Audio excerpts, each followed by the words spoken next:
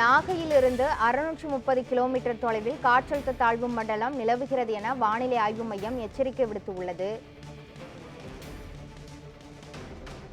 தமிழகத்தை நெருங்கும் தாழ்வு மண்டலம் நாகையிலிருந்து 630 கிலோமீட்டர் தொலைவில் காற்றழுத்த தாழ்வு மண்டலம் நிலவுகிறது என வானிலை ஆய்வு மையம் எச்சரித்துள்ளது.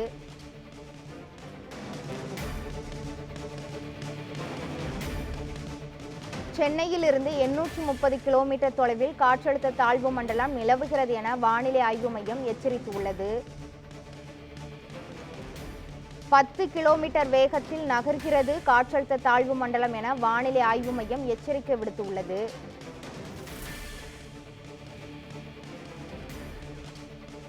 இது குறித்த முழுமையான விவரங்களை வழங்குவதற்காக நமது செய்தியாளர் லட்சுமணன் இணைப்பில் உள்ளார்.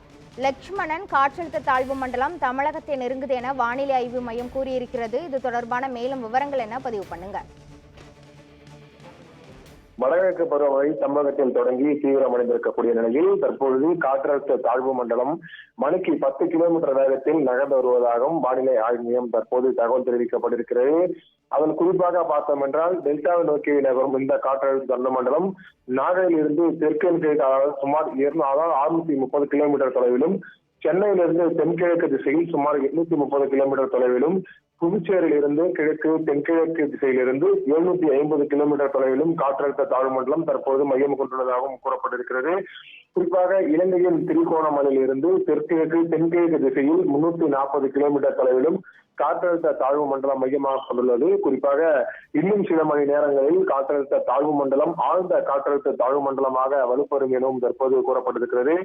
அதன் எதிரொலியாக தான் தற்போது தமிழகத்தில் ஒரு சில பகுதிகளில் மிக கனமழையும், குறிப்பிட்ட பகுதிகளில் மிக கனமழை குறைவாக மழையானது பெய்து வருகிறது. அதன் எதிரொலியாக திருவாரூர் போன்ற பல்வேறு பகுதிகளுக்கும் இந்த அரசு பள்ளிகளுக்கும் தொடர்ந்து விடுமுறையானது அளிக்கப்பட்டிருக்கிறது. தற்போது வரை மழையின் அளவானது நகரக்கூடும் எனவும், மேலும் அடுத்த 3 மணி நேரத்திற்கு ஒரு 10 மாவட்டங்கள், அதாவது தமிழகம் முழுவதும் 10 மாவட்டங்களில் அதிக மழையாக பெய்யக்கூடும் எனவும் தற்போது வானிலை ஆய்வு மையம் தெரிவிக்கப்பட்டிருக்கிறது. குறிப்பாக சென்னை பொறுத்தவரை மேகமூட்டம் அந்த மேகமூட்டத்துடன் காணப்படும் எனவும், லேசான மழைக்கு அடுத்த 3 மணி நேரத்திற்கு வாய்ப்பு உள்ளதாகவும் தற்போது இந்திய வானிலை ஆய்வு மையம் தற்போது தகவல் தெரிவிக்கப்பட்டிருக்கிறது.